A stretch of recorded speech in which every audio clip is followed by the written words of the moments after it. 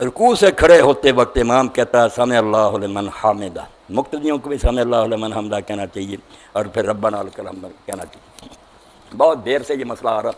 اللہ کے رسول علیہ الصلوۃ والسلام کی سنت سے جو ثابت ہے، امام کے لیے تو دونوں ہی ہیں، امام دونوں ہی کہے گا سمع اللہ لمن حمدہ، پھر ربنا لک الحمد بھی کہے گا۔ اس بارے میں امام ابو حنیفہ رحمۃ اللہ علیہ یا دوسرے بزرگ جو کہتے ہیں نا کہ نہیں یہ بانٹا ہوا، امام صرف سمع اللہ لمن حمدہ کہے گا، مقتدی صرف ربنا لک الحمد، نہیں، سنت صحیحہ سے جو ثابت ہے امام دونوں کہے گا۔ مقتدی کا مسئلہ ذرا پیچیدہ ہے، کیونکہ اس میں اللہ کے رسول نے یہ کہا کہ جب امام سمع اللہ لمن حمدہ کہے تو تم ربنا لک الحمد کہو، اس میں اس کے مقتدی کے کہنے کا ذکر نہیں، صرف یہ ہے کہ تم ربنا لک الحمد کہو۔ امام دونوں آپ کہتے تھے، امام کو دونوں ہی کہنے چاہیے۔ اب کچھ نے کہا کہ اس سے معلوم ہوتا مقتدی نہ کہہ ربنا لک الحمد، کسی نے کہا یار اس میں صرف ذکر ہے کہ تم یہ کہو، منع نہیں پہلے سے، اس لیے امام شافعی والی بات ٹھیک ہے کہ امام بھی دونوں کہتا ہے، جو امام کہتا ہے وہ تم بھی دونوں کام کرو، سمع اللہ لمن حمدہ بھی کہو، ربنا لک الحمد بھی کہو۔ تو امام کے لیے تو بات ہوگی بالکل طے کہ وہ سمع اللہ لمن حمدہ بھی کہے گا اور بعد میں ربنا لک الحمد بھی کہے گا۔ مقتدی ان دونوں میں سے جو مرضی کہہ لے، دونوں کہہ لے یا صرف ربنا لک الحمد، یہ اجتہادی مسئلہ، کوئی بات نہیں،